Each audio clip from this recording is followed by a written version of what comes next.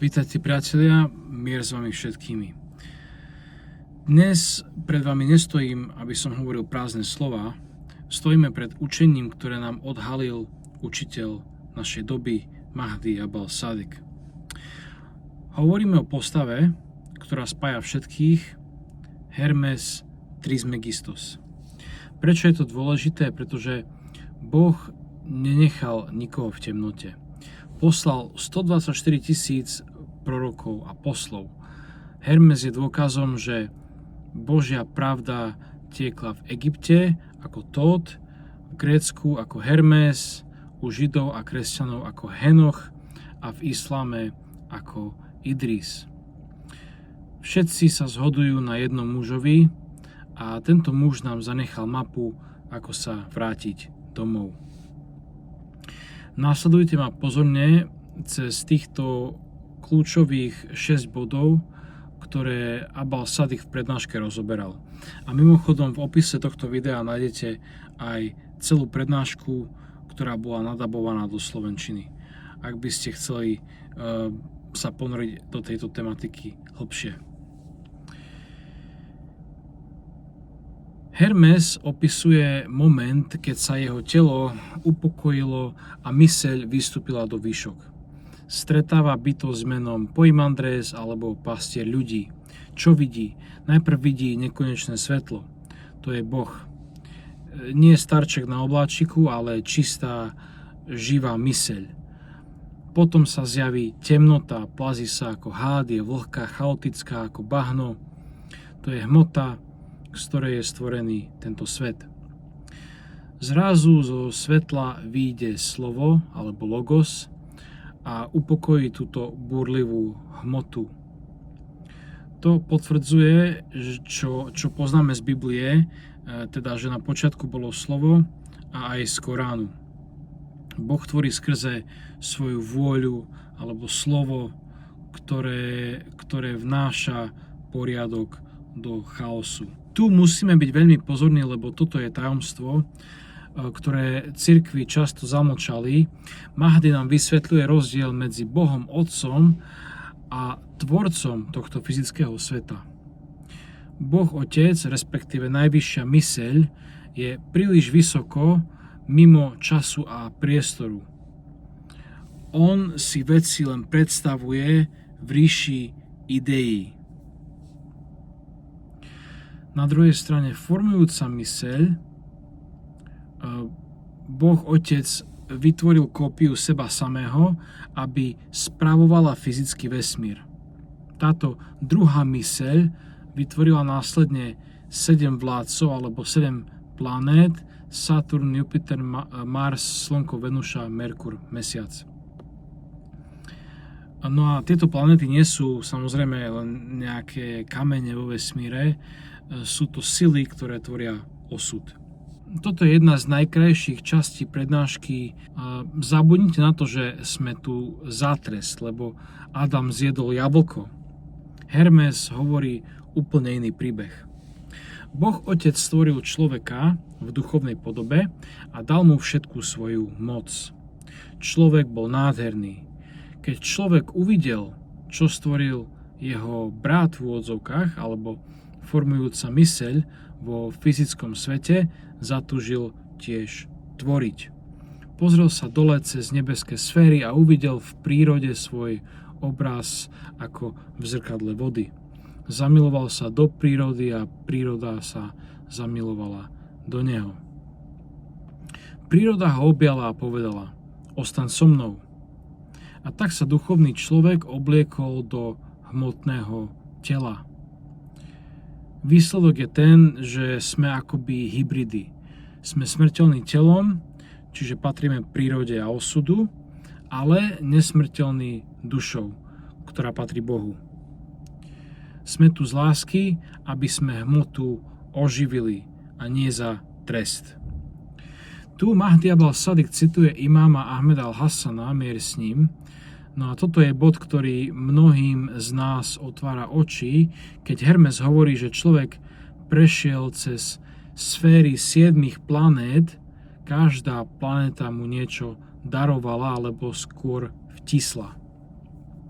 Mars ti dal hnev alebo bojovnosť, Venuša túžbu, Saturn melanchóliu. Imam Ahmed al-Hassan hovorí, planéty ťa ovplyvňujú na 89%. Predstavte si to, hej, kde ste sa narodili, ako vyzeráte, akú máte povahu, kedy zomriete, aké choroby dostanete. To všetko je v odzvukách naprogramované hviezdami a vašim fyzickým zložením.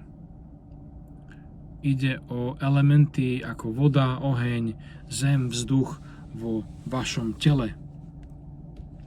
Ale ostáva tých 11%, a to je práve tá vaša slobodná vôľa. To je myseľ alebo rozum, ktorá dokáže prelomiť diktát hviezd. No a čo sa stane, keď zomrieme? Mahdi nám cez Hermesa vysvetľuje, že smrť nie je koniec, ale skôr skúška. Každý človek má pri sebe démona, alebo spoločníka, ktorý ho celý život pokúša. No a pri smrti tento démon z vás vysaje energiu.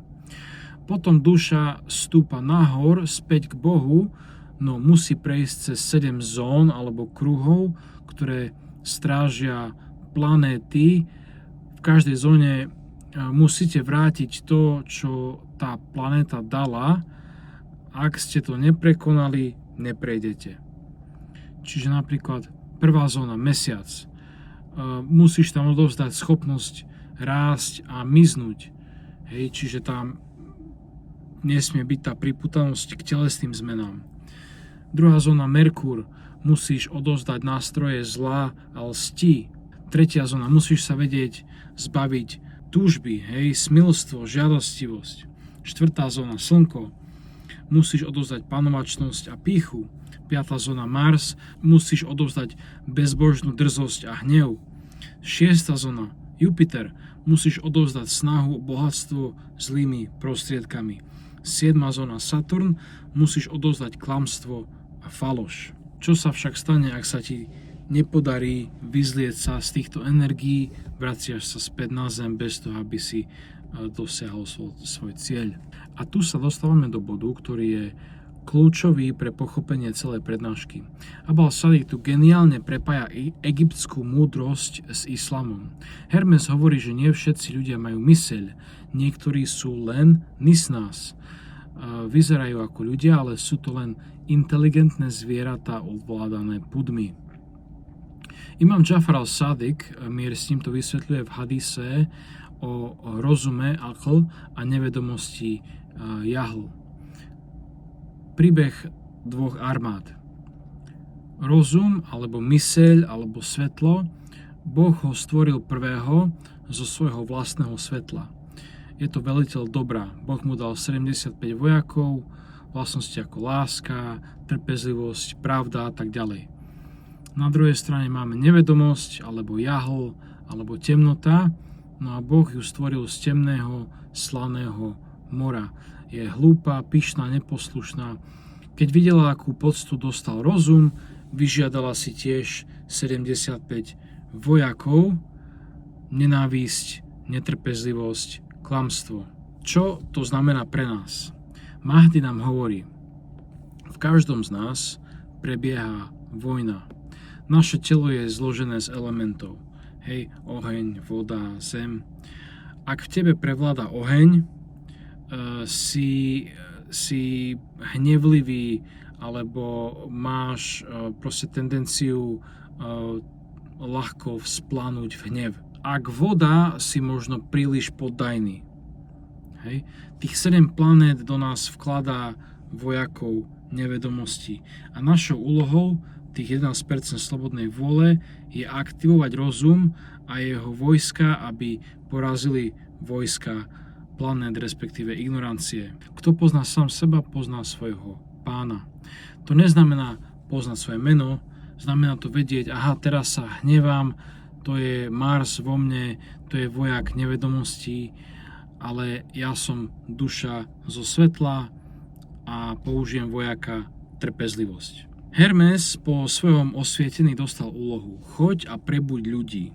Hej, prišiel medzi nich a volal: O ľudia zrodení zo zeme, prečo ste sa oddali smrti a spánku, keď máte moc byť nesmrteľný?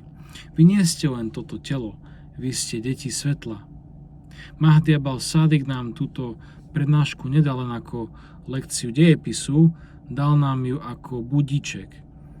Žijeme v opitosti. Sme opití prácou, peniazmi, vzťahmi, politikou. Sme ovládaní hviezdami ako bábky. Ale ak v sebe zapneme gnózu alebo poznanie, ak si spomenieme, odkiaľ sme prišli, môžeme prejsť cez tých 7 nebezpečných zón a vrátiť sa domov. A na záver sa pomodlíme spoločnú modlitbu, ktorú vyriekol Hermes pred tisíckami rokov. Svätý si Ty, ó Bože, Otec všetkého. Svätý si Ty, ktorý chceš byť poznaný. Príjmi čisté obety môjho rozumu a srdca. Naplň ma svojou mocou, aby som mohol priniesť svetlo mojim bratom, ktorí blúdia v nevedomosti. Verím a svedčím, idem k životu a svetlu. Amen.